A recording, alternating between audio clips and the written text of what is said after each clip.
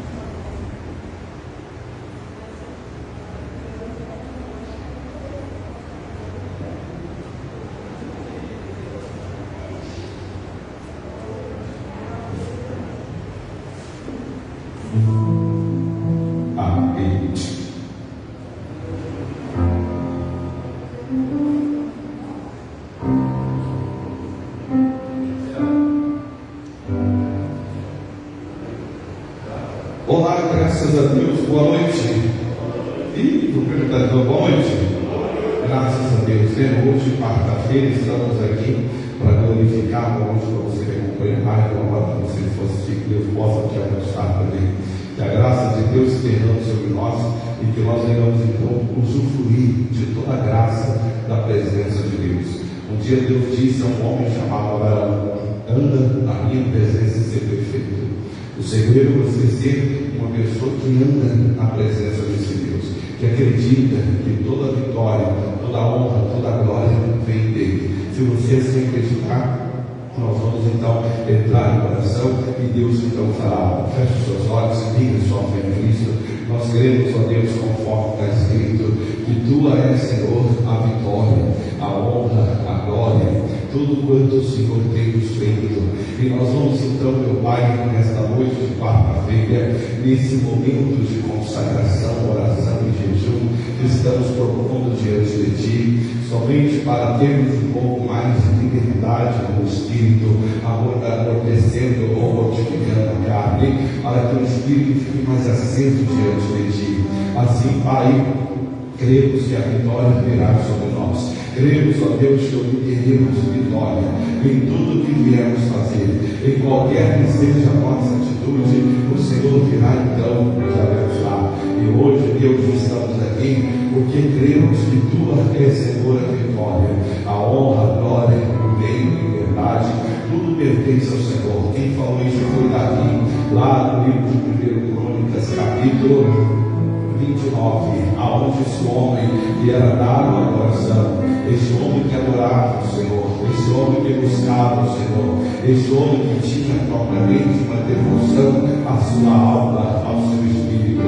Ele fala em várias passagens, meu Deus, que a alma dele anelava a sua presença, a minha presença, a sua presença, a minha carne tem sido de ti, dizia Davi. E olha, Deus, que em Gálatas diz que a carne é inimiga do espírito, mas ele era um homem segundo o seu coração. Ele queria realmente ter experiências contigo.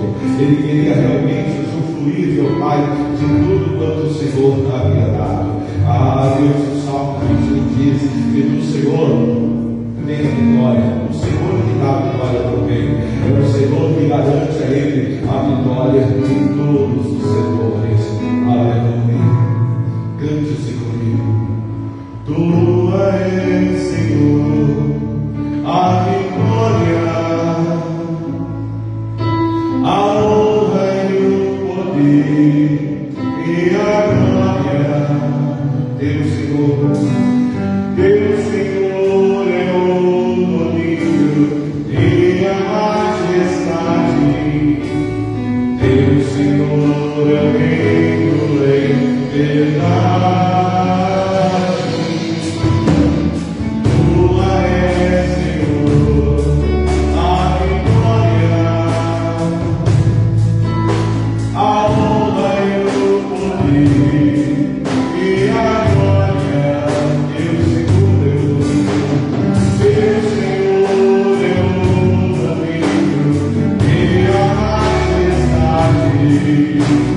Teu Senhor é o reino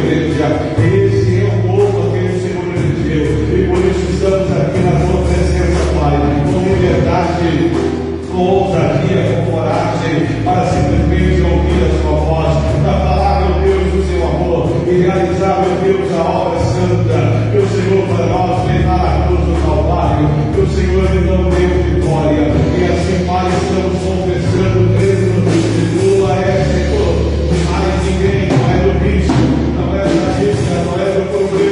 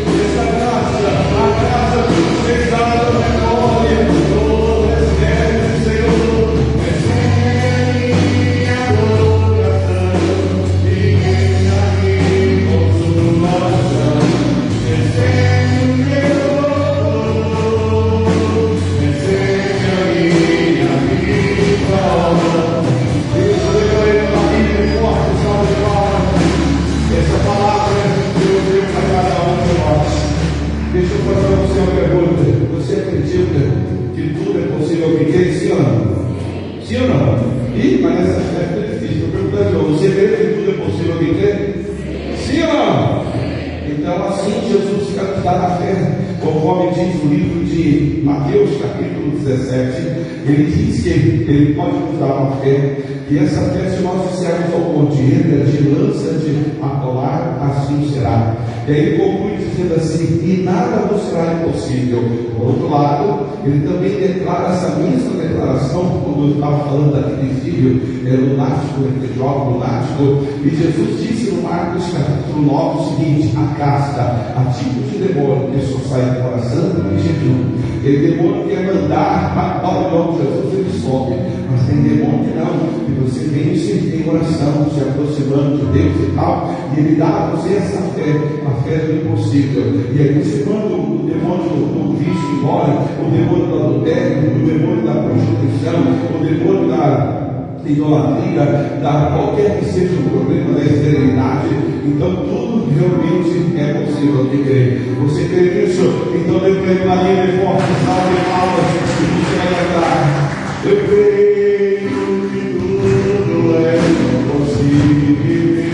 Não tem nada mesmo.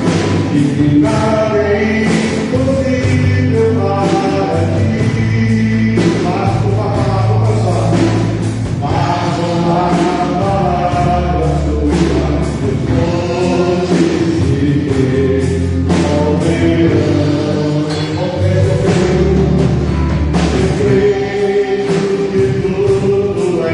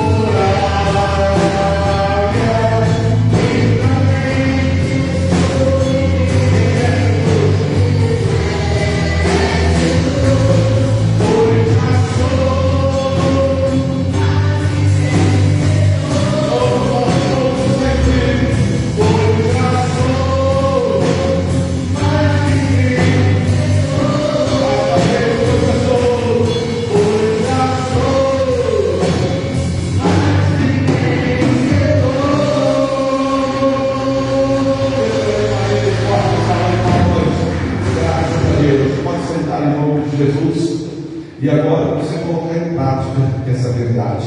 Para você de casa, para você aqui da igreja, esse mês de dezembro, mês passado, Deus me deu a graça de falar, a oportunidade de falar a abundância da graça do dom da justiça. E por mais que eu quisesse falar da justiça, eu não conseguia dar uma pincelada aqui, ali, até que a ficha caiu. Eu falei, não, vou falar só da graça esse mês de novo. E no mês de dezembro vamos falar da justiça. E eu vou então começar explicando para você o que é justiça ao conceito de Deus. Lá no livro de Gênesis, capítulo 15, versículo 1 em diante, é o nosso ponto de partida. Gênesis, capítulo 15, versículo 1 em diante. Aqui se entende o que é a justiça de Deus. Tem muita gente que diz, pastor, eu não sei o que é justiça, né? Principalmente a questão de Deus. Primeiro, enquanto você abre aí, deixa eu já explicar aqui o seguinte. Justiça, no original, aliás, no conceito da palavra, se você colocar na língua portuguesa, a palavra justiça, vai sair assim.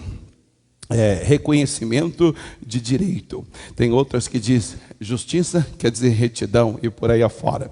Então, a palavra justiça quer dizer, sabe o quê? O cumprimento da verdade. Em outras palavras, a Bíblia diz uma coisa, e a palavra de Deus é a verdade. Mas você vive algo contrário ao que está escrito. Enquanto a palavra de Deus não fizer a obra, enquanto aquilo não se materializar em você, como a gente canta aquele hino, né? Já não quero mais informações, se materialize em mim, ó Deus. Enquanto essa palavra não se materializar, tornar-se uma verdade na sua vida, a justiça de Deus não triunfou. Então justiça quer dizer o reconhecimento no mundo espiritual de Deus. Ele já fez, ele já reconheceu, mas no mundo espiritual é o reconhecimento do que Deus fez por você, do que Deus assim te deu. Aqui no livro de 15 de Gênesis, versículo 1, diz assim: e depois destas coisas veio a palavra do Senhor a Abrão em visão, dizendo: não temas, Abrão, eu sou o teu escudo e o teu grandíssimo galardão. Quando Deus está percebendo, ou Deus percebe que você quer viver realmente uma vida justa, ou uma vida de justiça, Ele começa dessa forma. Ele abre para você a visão da palavra. Ele dá a você o entendimento. Ele faz você compreender o que quer dizer aquilo que Ele escreveu. Nesse episódio aqui, o Abraão estava meio chateado, como muitos passam por chateação. Por quê? Porque já havia passado aqui 16 anos, 15 anos, que Deus tinha prometido o filho dele e ainda não tinha nascido. E ele então estava meio chateado, estava lá meio aboado, como diz, né? Lá dentro da tenda. E aí Deus então o chamou para fora e disse: Abraão, dá uma olhadinha aí nas estrelas, pode contar? E segundo dizem, né? Eu nunca estive lá. Quem sabe um dia Deus permita, lá no Oriente Médio, mas lá não tem tanta poluição como aqui, tem muito deserto e tal. Então diz que lá os céus é extremamente ponteado de estrela. É uma quantidade assim absurda. Aqui a gente não vê muito por causa da poluição, as nuvens e tal, mas lá não. Aquele céu aberto assim, você vê centenas, milhões, bilhões de estrelas. E aí Deus perguntou para Abraão: você consegue contar? E o Abraão disse: não dá não. Você tem certeza? Isso aqui está mais para baixo, né? Depois é mais para baixo que Deus fala isso. Mas eu quero ficar na essência do que está escrito quando diz que a palavra do Senhor veio a Abraão em visão. Isso quer dizer o quê? Deus abre para você o entendimento na Bíblia e te dá a visão, te dá a ideia, te dá aquele caminho que você deve seguir para alcançar aquilo que Ele quer de você, para fazer de você aquilo que Ele tem para você. Deus tem tantos sonhos para a gente. Até conta uma história, né, rapidinho para você entender. Conta-se uma piada do cristão que diz que um dia estava lá o apóstolo Pedro nos portões celestiais, recebendo as pessoas. Aí chegou lá um camarada, ele deu as boas-vindas, tal, e se propôs levar o cara lá na mansão dele lá, celestial. E aí ele estava andando e tal, e num certo momento o camarada viu um galpão bem grande assim, chamava atenção, e estava escrito: não entre. E aí ele então perguntou para o Pedro falou: não, você não pode entrar lá não, é proibido. Mas aí, enfim, a curiosidade falou mais alto, e o camarada entrou nesse grande galpão. E aí, de repente, do lado de fora se escutava: não acredito, não acredito, meu Deus. Passado alguns minutos, sai ele de lá, cabisbaixo, chateado. E aí o Pedro disse: por isso que eu falei para você não entrar. E aí a piada diz que esse galpão é o lugar dos sonhos frustrados, que Deus não conseguiu cumprir na nossa vida. Tanta gente que podia ter 10 casas próprias, está pagando aluguel, não tem nenhuma. Quanto mais 2 ou 3. Quantas vezes Deus queria dar para ele uma agência de carro, 30, 40 carros, para ele vender e ganhar dinheiro. Mas o único que ele tem, ele segura ali e não solta. É meu, conquistei com sangue e suor. Então tá bom, fica com o seu carrinho e Deus guarda lá os 50 que ele tinha para dar para vocês. Porque o nosso Deus é um Deus que não funciona com ele a avareza. Eu estou aqui com o celular na mão. Jesus, me dá outro celular. Eu preciso de outro. Bom, tem as suas exceções, mas em regra, um resolve. Se eu quero um melhor que esse, se a mão não esvaziar, filho, não vem não.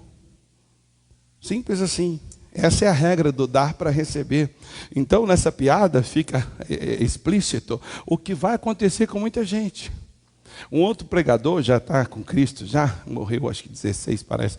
Ele falava uma coisa interessante, ele dizia: o solo mais fértil que existe na terra é o cemitério.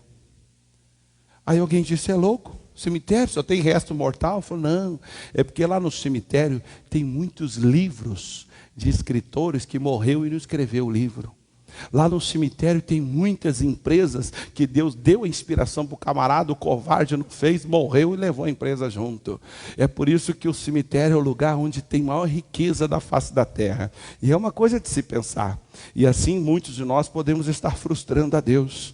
Mas o segredo é, se você não crer nele, ele não pode dar a você. É o que diz aí, ó. Depois dessas coisas veio a palavra a Abrão em visão, dizendo: não temas, eu sou o teu escudo, o teu grandíssimo galardão. Entre outras palavras, a palavra de Deus vem, fala contigo. Ela tira de você todo o temor e ela ao mesmo tempo torna-se o seu escudo. O Paulo fala que a fé é o escudo da fé. Ou seja, Deus te dá aquela palavra, Ele te dá a visão e aquilo é tão claro que você não tem receio de nada. Você não tem receio de ninguém, nem de coisa alguma. E além do que, aquela palavra é o seu escudo, a sua defesa. Quando alguém falar alguma coisa, principalmente o diabo, você diz: está amarrado e está escrito e tal, e vai que vai. Você vence assim na boa. Esta é a regra de quem realmente creu em Deus. E aí ele diz aqui, no final do versículo 1, ele diz: eu sou o seu escudo e o teu grandíssimo galardão. Ou seja, a pessoa sabe, ela não tem temor, ela sabe que Deus é a defesa dela, ou é o defensor dela por meio da fé, e além disso ela sabe que ela será grandemente galardoada. O maior prêmio, o maior galardão que nós temos é ter Deus em nós, é fazer de Deus o nosso Senhor, é ser Ele o nosso Pai, ser Ele o nosso companheiro, estar conosco todos os dias. Mas esses valores só tem quem vive no alto. A Bíblia diz: se nós ressuscitarmos com Jesus, então temos que pensar e buscar as coisas que são de cima. Lá Colossenses 3, se você ressuscitou com Cristo e realmente vive com Ele, você pensa e busca nas coisas que são de cima. E aí as paixões da carne, os prazeres aqui da carne, isso vai desaparecendo cada vez mais. Você não tem mais nenhum prazer, você não tem mais nenhuma paixão que seja de uma coisa que você tanto amava, tanto gostava, aquilo perde todo o senso. E esta é a responsabilidade. Então veja, aí ele continua dizendo, né? No versículo, vou direto no versículo, vou ler direto, versículo 2: e disse o Senhor, Abrão ao Senhor, Jeová, o que há de me dar? Ando sem filhos, e o mordomo da minha casa é Damasceno Eliezer. E disse mais a Abrão: eis que tenho dado semente, e eis que um nascido da minha casa será o meu herdeiro. Então, em outras palavras, o Abraão já estava dizendo: acho que a minha herança eu vou dar para esse servo fiel, que alguns servos eram tão fiéis que eles tornavam-se quase que um filho da família. Então, Abraão tinha essa confiança de, se Deus falasse, ele dá toda a riqueza, tudo que ele tinha para o Ebenezer, que era o servo fiel dele, igual, melhor, mais até do que alguns filhos. Versículo 4: eis que veio a palavra do Senhor a ele, dizendo: não será este o seu herdeiro, mas aquele que de ti será gerado, esse será teu herdeiro. Olha, eu não quero que você dê o seu dinheiro, a sua herança para ninguém, eu vou te dar um filho. Já tinha passado aqui 16 anos da primeira vez que Deus falou com ele, e ainda assim nada, 15 anos na verdade, e não tinha acontecido ainda. E ele estava ali na expectativa. Aí diz o versículo 5: então levou-o para fora e disse: olha agora, pois, os céus, e conta as estrelas, se as pode contar. E disse-lhe: assim será a tua semente. E aí vem a conclusão. E creu ele no Senhor, e foi-lhe imputado isto por... Então o que é a justiça? É você crer naquilo que Deus te fala, te diz. Se você não acreditar naquilo, ele não pode ser justo com você. Ele não pode cumprir aquilo na sua vida. Você desacreditou, você descreu. Sabe uma maneira que eu sei que se você está crendo? Provérbios capítulo 17, o versículo é o 12. Não, acho que é o contrário, peraí. É isso mesmo, 12 e 17. Ele diz aqui, ó, como é que se sabe se a pessoa creu no que Deus falou? Primeiro que a palavra de Deus é a verdade. Se ela falou contigo, você sabe que é Deus, você não tem temor, você tem a defesa do Senhor a seu favor. Além do que, você sabe que tem um grandíssimo galardão te esperando, se você obedecer aquilo que Ele mandou você fazer. Versículo 7 diz: o que diz a verdade, o quê? Manifesta a justiça, mas a testemunha falsa se engana. Então veja, dizendo a verdade é que você vai fazer aquilo se manifestar, aquilo tornar-se real, manifesto na sua vida. É só dizendo a verdade. E por que tem que ser assim? 1 Coríntios capítulo 13. Eu ia falar sobre a justiça no aspecto espiritual, mas eu tenho um propósito de orar um pouco mais, então eu estou falando mais da parte essencial. Versículo 6. Como é que eu sei que você crê na justiça? 1 Coríntios 13, 6, meia dúzia, diz. Está falando do amor, tá? Então, para você entender melhor, eu vou acrescentar aqui, não na Bíblia, mas no raciocínio, a palavra amor. Então, como é que se lê esse versículo 6? Lê assim, ó: o amor não folga com a injustiça. Querido, se você ama realmente alguém e está vendo injustiça na vida dela, está sendo injustiçada por qualquer situação, você não tem folga. A folga aqui é tanto aquele que sai de folga e fica panguando dentro de casa, como também a folga daquele que quer cruzar o braço, o pau comendo, a família indo para o beleléu, tudo sendo destruído, e o cara está lá tranquilo, sombra e água fresca. Se você crer na justiça de Deus, quando você percebe e sabe que está sendo injustiçado, ou seja, aquilo que está acontecendo contigo é contrário ao que Deus te falou, você não tem folga, meu querido. Você trabalha, você ora, você vem à igreja, você faz uma campanha, você jejua, você compra um livro sobre aquele assunto, você lê, você não folga. Você não dá folga se você crê que realmente aquilo é o que tem que ser na sua vida. Você é ativo no mundo espiritual. Versículo 7, versículo 6 ainda. O amor não folga com a injustiça, mas folga. Tem tradução que fala, se alegra com a verdade. Querido, enquanto a verdade de Deus não manifestar na sua vida, na vida de um parente, de um amigo seu, você não tem que ter folga, irmão.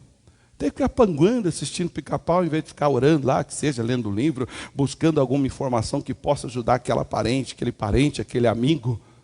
Se isso acontece com você, você não tem esse amor dentro de você. Toda pessoa que tem um amor legítimo, ele não folga com a injustiça. Enquanto a injustiça prevalece, ele está trabalhando, ele está ativo na fé, ele está orando, está vindo à igreja, ele faz uma campanha, ele toma decisões, ele faz coisas, ele deixa de fazer coisas, faz outras, até que aquilo torne-se verdade, até que aquilo se cumpra na vida dele. Se isso não é uma realidade para você, você não tem ainda a justiça de Deus a seu favor. Deus não tem motivo para te dar palavra alguma, porque Ele passa, entra aqui e sai por aqui, como diz as Escrituras, no Salmo 51. Salmo 50, versículo 16, ele diz assim: porque, ó ímpio, que lançastes para trás de ti a palavra que vos tenho falado. Então Deus sabe que aquilo que Ele fala com você, que você vai dar crédito ou não. E Ele sabe que se você não der crédito, não acontece. Deus sabe e o diabo também. E é por isso que há uma guerra entre a verdade e a mentira. A mentira é aquilo que é contrário à verdade, que é a palavra de Deus. Mas muitos estão vivendo uma vida contrária ao que está escrito na Bíblia. Mas para ele está bom. Ele inventa desculpa para tudo. Não, é por causa da idade. É porque o local onde eu trabalhava tinha muito pó. E pode ser verdade, pode ser uma realidade no caso. Mas a verdade é que Jesus levou sobre si as nossas enfermidades. Então, se eu acreditar na verdade, eu vou lutar para viver a cura. E não vou ficar agora tranquilo, porque afinal de contas, isso aqui é o tal do LER, né? Que é exercício lá, lesão de esforço repetitivo. E a pessoa então acaba tendo lá alguns problemas. Eu devo crer na doença LER ou devo crer nas Escrituras? E se eu acreditar nas Escrituras, o Davi fala que Deus deu a ele força para quebrar um arco. Deus deu a ele força para pular uma muralha. Deus deu a ele força para pisar numa tropa. Deus deu a ele força para entrar no meio de um batalhão e destruir todo mundo. Figuradamente, o que isso quer dizer? Jesus só vai pôr a força do Senhor aqui nesse meu punho aqui, e eu vou trabalhar como um leão por 30 pessoas, 50 anos na vida, eu não quero saber mais de LER nenhuma. É uma escolha que você faz. Ou você crê na LER, ou você crê em Jesus. Ou você crê no seu salário, ou crê no que ele fala para você. Ou você crê no que diz a Bíblia sobre ser fiel, dízimos e ofertas, ou você crê no quanto você ganha. Uma opção. O Abraão resolveu realmente crer. Foi-lhe imputado a justiça. Quando você crê, Deus, é como se Deus batesse o martelo e falou, seja assim, conforme ele creu. Como é que eu sei se a pessoa creu? Ela fala, ela diz a verdade. Ela manifesta a justiça falando a verdade. Ela crê que aquilo é a verdade e que é o que ela tem que ter. E se aquela verdade não estiver na vida dela, ela luta, ela jejua, ela faz o que for necessário, ela ora, até que aquilo se cumpra. Enquanto não se cumprir aquilo, ela não abre mão, ela não se dá por feliz. E agora, pergunta para finalizar a mensagem: passou no teste? Você ama realmente a Deus e ama a si mesmo, ama a sua família? Por quê? Resposta no versículo 7, diz: o amor, coloca aí a palavrinha para ficar fácil. O amor tudo sofre, tudo e tudo. Início do versículo 8, o amor nunca acabou, filho. Sabe as falhas que você tem tido na vida? É falta de amor. Falta de amor a Deus, amor a você, amor da sua família, porque o amor nunca falha. Quando o amor toma conta, os defeitos vão embora, as imperfeições desaparecem e todos verão em você a glória do Senhor. Aí eu pergunto, você crê realmente em Deus? Qual a palavra que um dia Deus falou para você que você nem... Alguns nem lembram mais. É constante quando eu estou atendendo alguém, falando com alguma pessoa, e aí ela faz lá um comentário, eu fico olhando para a cara dela, fico assim pensando, deve ser brincadeira. Mas por quê? Porque às vezes ela está falando exatamente tudo que eu preguei. Às vezes no mesmo sentido, às vezes no sentido contrário. Aí eu fico pensando o que ela estava fazendo na hora que eu estava pregando. O que ela estava pensando na hora que eu estava pregando? E é aí que é uma das estratégias de Satanás. Ele fecha a mente da pessoa, porque se ela compreender, ela pode sair daquela situação. Deus pode conseguir abençoá-la. Então, ele tem que arrumar jeito de distrair a pessoa, fazer ela cochilar, dormir, chegar atrasada, não vir na igreja. Por quê? Porque aí fica tudo do jeito que está. Ela começa a se convencer. Não, mas eu estou assim com esse problema porque é hereditário. Todas as mulheres lá de casa passam por isso. Não, mas é assim porque esse bairro onde eu moro, porque eu sou pobre, porque eu não tive estudo, porque isso, aquilo, outro. Nada disso. Você está assim porque você não consegue crer na verdade de Deus, que é a justiça dele para a sua vida. Ele cumpre na vida de todos os que creem. Então, se você entendeu, coloque-se de pé em nome de Jesus. Nós vamos crer, nós vamos chamar a existência. Ele virá, ele vai abençoar. A bênção que ele deu foi para todo mundo. Está no mundo espiritual liberada. Basta somente você entender que se você chamar a existência, se você confessar, Deus vem abençoando, Deus vem trazendo milagres, Deus vem cumprindo o que a palavra dele diz. Então feche os seus olhos, liga a sua fé em Cristo, que a sua palavra então possa vir resolver sobre a sua vida e transformar a vida de cada um de nós, porque nós estamos aqui, Pai, para simplesmente dar ao Senhor a essa oportunidade. E Ele, Deus, Criador dos céus e terra, está aqui sobre nós. Ele quer fazer coisas que você nem imagina e que você nem sonha. Tudo se você nele acreditar. E hoje estamos aqui para confessar em nome do Senhor. Do Senhor te abençoe e faça brilhar Deus em ti e conceda sua graça e te paz. Confesse, amém, assim mesmo.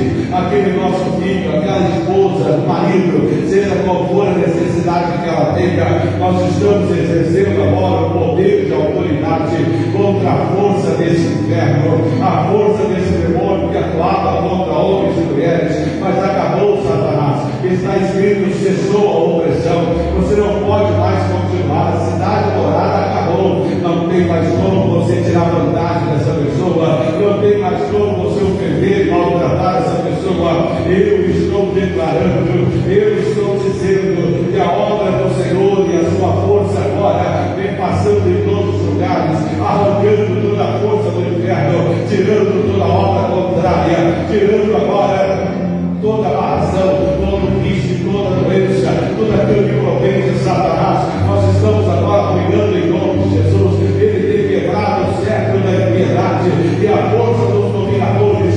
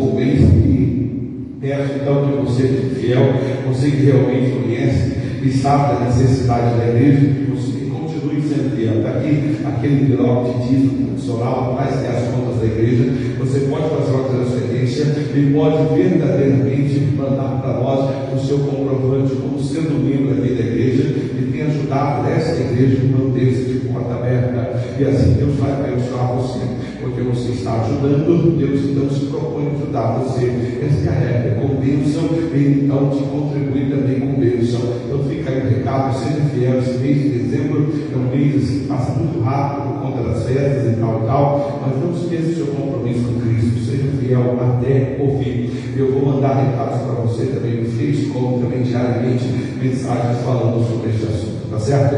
Você de casa fique na paz, Deus te abençoe rica, abundantemente em nome de Jesus.